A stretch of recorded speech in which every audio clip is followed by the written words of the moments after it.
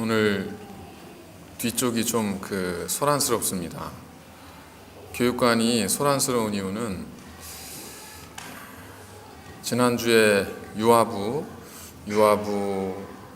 아이들이 저쪽 소예배실 옆에 있는 세미나실에서 예배를 드리는데 아이들만 유아들만 18명 그리고 교사들이 3분 그리고 엄마를 떨어지지 않는 그래서 엄마와 같이 있어야 될 그래서 같이 있게 된 어른들이 한 4분, 5분 세미나실을 가보셨으면 아시겠지만 그 좁은 방에 아이 어른 포함해서 한 6,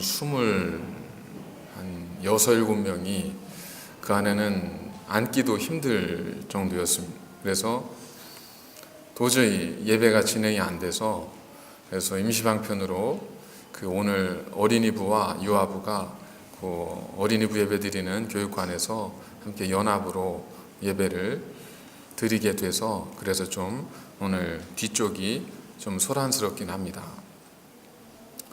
근데 그걸 소란스럽다 생각하면 소란스러운 거고 어떤 교회들은 아이들 소리가 안 들려서 아이들 소리를 좀 들어봤으면 하는 교회도 있거든요. 그런 거 생각해 보면 저희들은 참 감사한 거죠. 교회 학교 아이들도 사실은 저쪽에서 예배드리는 아이들도 매주 평균 한 40명 이상이 됩니다. 그러니까 유아부하고 교회 학교 아이들만 합쳐서 저희는 아이들이 출석하는 아이들만 평균 한 60명 정도 돼요. 거기다가 학생들이 한 25에서 한 30명 사이 출석을 하고 청년들이 또 한 20에서 30명 사이 출석을 하고 자녀들만 저희들이 따져도 저희들이 한 100명이 넘습니다. 그러니까 굉장한 거죠. 근데 이 자녀들이 다 대부분 보면 손이 필요하잖아요. 관심이 필요하고 투자가 필요하고 그런 아이들이다 보니까 때로는 오늘처럼 이렇게 뜻하지 않은 그런 소란스러움도 있고 하지만 저희들이 그러한 것들조차 전 기쁨으로 받아줄 수 있는 그러한 마음이 되었으면 좋겠습니다. 좀 넉넉하게 이해해 주시고 그리고 저들도 우리와 같이 하나님을 예배하고 있음을 모두가 좀 기억해 주시면 오늘 이 예배가 더 하나님 은혜 가운데 드려질 수 있는 그런 예배가 될 수 있으리라 그렇게 생각을 합니다. 오늘 왜 이렇게 시간이 많이 지났어요? 지금 40분이에요? 야, 오늘 왜 이렇게 많이 지났어요, 시간? 오늘 설교를 준비하면서 제가 이런 생각을 했습니다. 참 설교하기 힘든 본분, 힘들다기보다는 교인들이 은혜 받기 참 힘든 본문. 딱 들어보면 무슨 이야기 하겠구나 알 것 같은 본문. 그런 본문이잖아요. 누구든지 나를 따르려거든 십자가를 지고 나를 쫓으라. 이 말씀에서 더 나아갔습니다. 오늘 말씀은 누구든지 자기 형제나 처제나 자기 부모나 처제나 형제나 자매나 및 자기 목숨까지 미워하지 않으면 내 제자가 되지 못한다. 굉장히 과격한 말씀이죠. 이 말씀을 들으면 저희들이 내가 어떻게 하면 주님의 제자가 될 수 있을까 하는 생각을 갖기보다 그러면 나는 주님의 제자가 될 수 없나 하는 생각을 먼저 하게 되지 않습니까? 여러분, 과연 오늘의 말씀을 읽으면서 내가 주님의 제자일 수 있을까? 어떤 마음이 드세요? 제가 여러분들 마음을 다 뻔히 아는데 왜 저도 그러니까. 근데 이 말씀을 전하면서 오늘 하나님 은혜가 있기를 원합니다. 그런들 은혜가 있겠어요? 그러니 서 있는 전 얼마나 힘들겠어요, 그죠? 자, 저는 그러면서 주님을 생각했습니다. 주님의 마음은 어떠셨을까? 아마 주님께서는 그 시간이 사역의 초기였었기 때문에 주님께서도 주님을 따르는 많은 사람들이 더 있기를 원하셨을 테고 주님을 지지해 주는 사람들이 더 있기를 원하셨을 터인데 왜 그 순간 오늘과 같은 말씀을 하셨을까? 사실 오늘의 말씀은 이 말씀이 뜻하는 게 뭐고 우리가 어떻게 해야 되고 이러한 것들을 저희들이 아는 것보다 주님께서 왜 이 말씀을 하셨나, 주님께서 어떤 마음이셨을까, 그걸 이해하는 것이 오늘의 말씀의 의미를 깨닫는 것이라 그렇게 생각을 합니다. 왜 주님께서는 그 순간 이토록 사람들이 넉넉히 좋아하지 않을 이러한 말씀을 주님께서는 하셨을까? 왜 그러셔야만 했을까? 하는 겁니다. 이유는 주님께서 보시기에 그 상황이 굉장히 좀 엄중하기도 하고 그리고 지금 주님의 눈앞에 펼쳐 있는 사람들의 모습들이 주님 보시기에 굉장히 좀 뭔가 부족하다 못해 이걸 빨리 고쳐주지 않으면 안 되겠다 싶은 그런 마음이셨을 거라는 겁니다. 2015년 전 세계에 홍역을 치렀죠. 메르스, 중동 호흡기 증후군. 이것 때문에 전 세계가 난리였었습니다. 특히 한국에서도 이걸 전국으로 확산이 되는 바람에 보건당국이 굉장히 애를 먹었는데 그러면서 이 마지막에는 메르스 어떤 의심 환자들 그들은 가정에서 격리시켰고 메르스 확진 판정을 받은 환자들은 음압실이라고 하는 병원의 특별한 장소에서 그들을 격리시켰습니다. 그래서 어떤 일들이 있었냐면 이제 연로하신 분이 메르스에 감염이 된 거죠. 그래서 가족을 만날 수 없이 병원에 격리가 되어 있었습니다. 근데 지병이 악화가 돼서 그만 임종의 순간이 이르게 된 겁니다. 그런데도 가족들이 들어가서 사랑하는 남편과 아버지의 손을 못 잡는 거예요. 왜냐하면 전염성 때문에.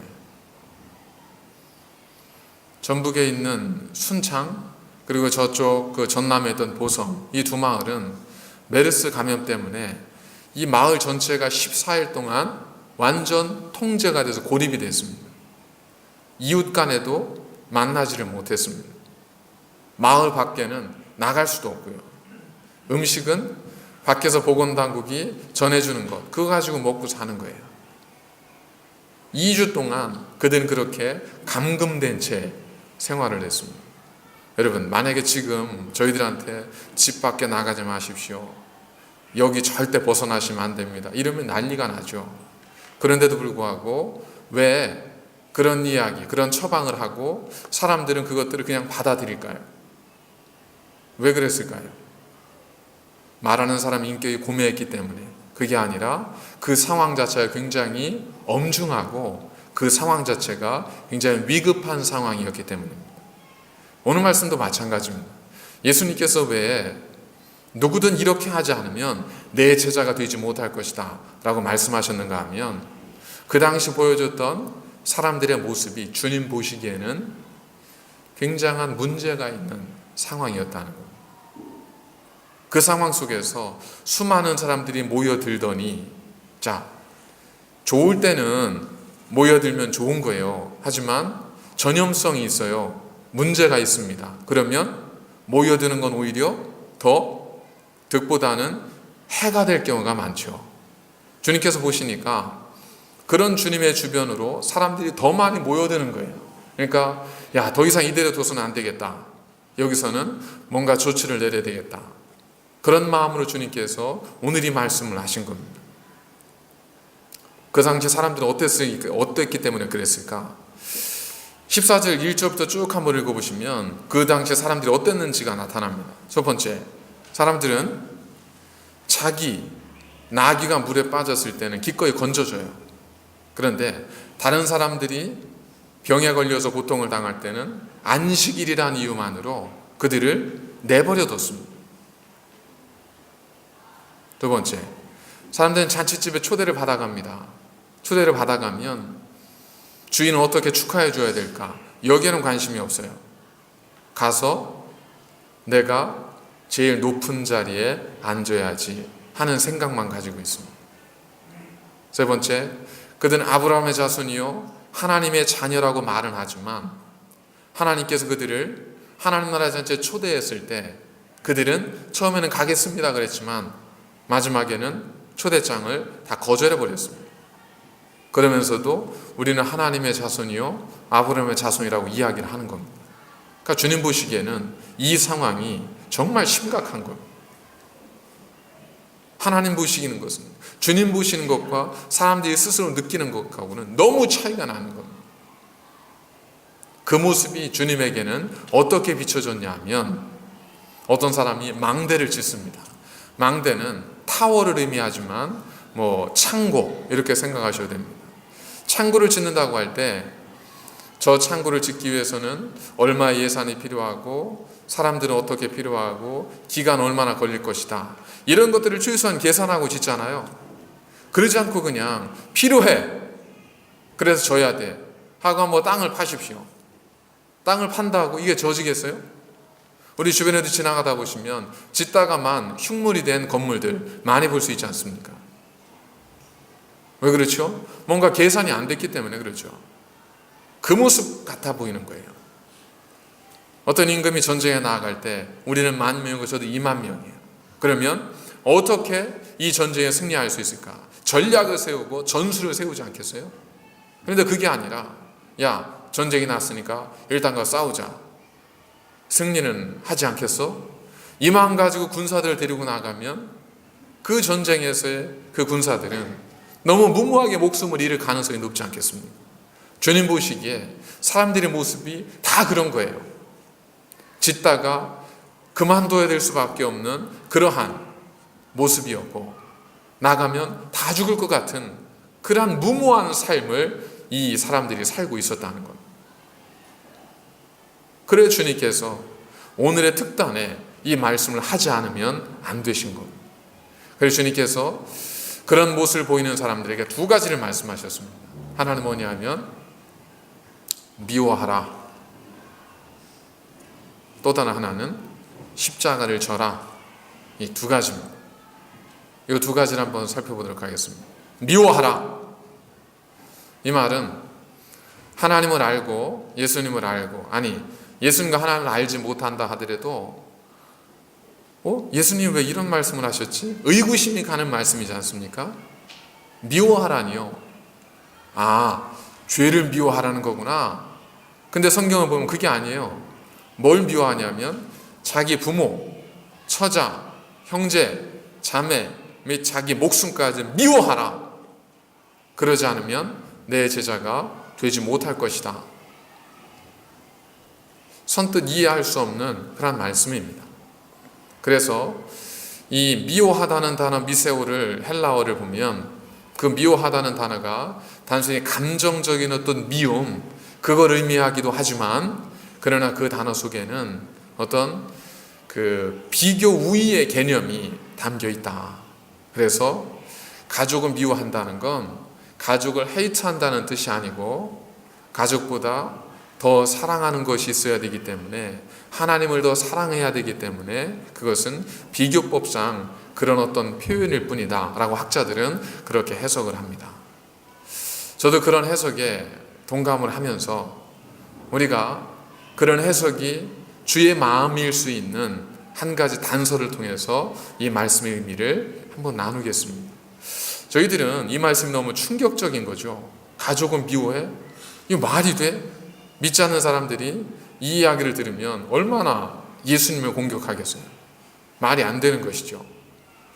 근데 우리가 미워하라는 말, 그리고 부모, 형제, 자매 이런 단어들 때문에 우리가 미처 발견하지 못하고 미처 읽지 못한 한 단어가 있습니다. 그 단어가 바로 뭐냐면 자기라고 하는 단어예요. 주님께서는 그들에게 뭐라고 말씀하셨냐면 자기 부모와 처자예요. 영어 성경을 보면 어떻게 주님께서 이제 말씀하시는 화자의 입장이니까 이제 2인칭으로 그렇게 설명을 했죠. 그래서 뭐라고 하냐면 그 히가 2인칭이에요, 3인칭이에요? 3인칭. 죄송합니다. 가방이 짧아가지고. 영어 성경을 보면 His father and mother, His wife and children, His brothers and sisters, and His own life. 다 뭐가 강조가 되고 있냐면 그거를 주님께서 말씀하시니까 그렇지 우리가 그냥 책을 읽는 입장에서 우리가 들으면 우리 입장에 들으면 다 무슨 뜻이에요? 내 부모예요. 내 처와 자녀들이에요. 내 형제들이에요. 내 목숨이에요. 주님께서 말씀하시는 것은 뭐냐면 자기 거예요. 자기 거. 주님께서 보시기에 사람들이 어떠했습니까?